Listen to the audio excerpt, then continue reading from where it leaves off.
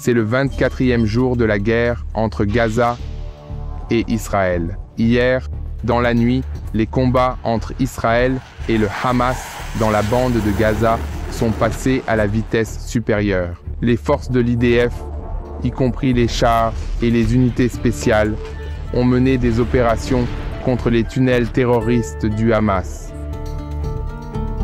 Certains de ces tunnels étaient situés dans la partie nord de la bande de Gaza. L'armée israélienne a utilisé des tactiques spéciales pour attirer les terroristes hors du tunnel, tout en préparant une embuscade et en neutralisant tous ces terroristes qui tentaient d'attaquer une force israélienne placée en position d'appât. Pendant ce temps, d'autres chars sont entrés dans la bande de Gaza par la mer, depuis le littoral près de Zikim. L'armée israélienne Tsahal apprend de cette nouvelle guerre des tunnels souterrains et, jusqu'à présent, il n'y a pas de blessés ni de victimes du côté israélien dans la bande de Gaza. Au nord, nous constatons que le front s'élargit et inclut maintenant la Syrie. En effet, Tsahal et les États-Unis ont mené des attaques visant des stocks d'armes, des positions du Hezbollah et d'autres complexes militaires appartenant à l'Iran. Cette guerre s'agrandit et devient de plus en plus une guerre régionale. Nous avons entendu également un discours du président turc donnant son soutien au Hamas et parler contre Israël.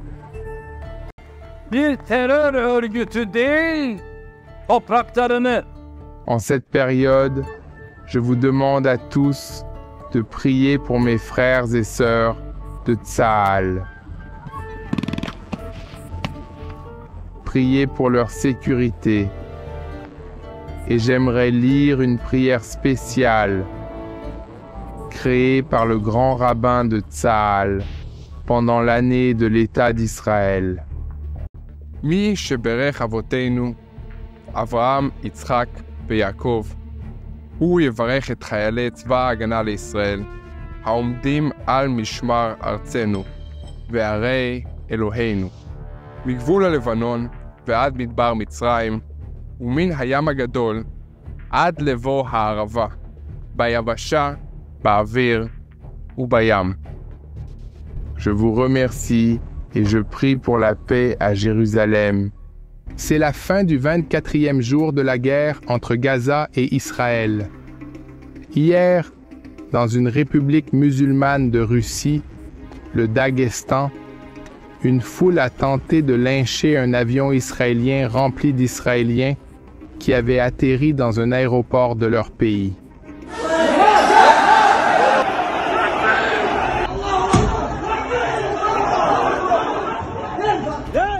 Des centaines de personnes ont couru vers le terrain d'atterrissage, ont essayé de monter dans l'avion et de tuer les personnes qui s'y trouvaient. Cela s'est produit parce qu'un boxeur célèbre dans ce pays a exprimé son soutien au peuple palestinien et au Hamas, appelant les gens à marcher contre Israël. Cela montre le niveau de haine qui se répand dans le monde contre Israël, contre les Juifs. Nous entendons de nombreuses histoires d'antisémitisme en Europe, dans d'autres endroits du monde. C'est tout à fait l'esprit de l'ennemi, un esprit de mensonge, de tromperie et de haine, un esprit de violence. Cette guerre entre Israël et le Hamas n'est pas seulement une guerre physique, c'est une guerre spirituelle. Et parce qu'il s'agit d'une guerre spirituelle, le seul moyen de la mener est d'utiliser l'Esprit de Dieu. J'aimerais donc vous demander à tous de vous unir à moi dans la prière pour que l'Esprit de Dieu s'abatte sur le monde entier et protège le peuple de Dieu et de révéler la vérité dans cette situation. Au nom de Yeshua HaMashiach. Amen. C'est la fin du 24e jour de la guerre entre Gaza et Israël. Et aujourd'hui, l'organisation islamiste palestinienne Hamas a publié une vidéo montrant 3 des otages israéliens, 3 femmes, prononçant un discours contre le Premier ministre Netanyahou. Nous ne voulons pas aider le Hamas dans ses efforts de propagande.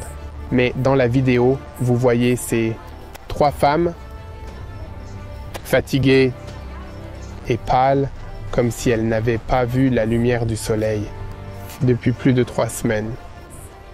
Ces femmes peuvent être des tantes, des mères, des sœurs, et ce sont des civils normales. Elles n'ont rien fait de mal à ces terroristes. Quand j'y pense, tout ce que je veux, c'est capturer tous ces terroristes et libérer mes concitoyens.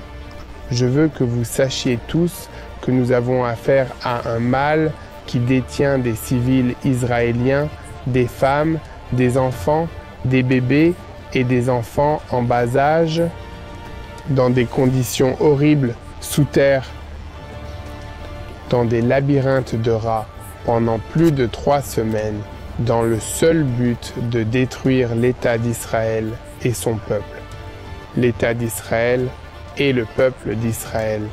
Je vous invite tous à prier pour la sécurité des otages et à prier pour la paix à Jérusalem au nom de Yeshua.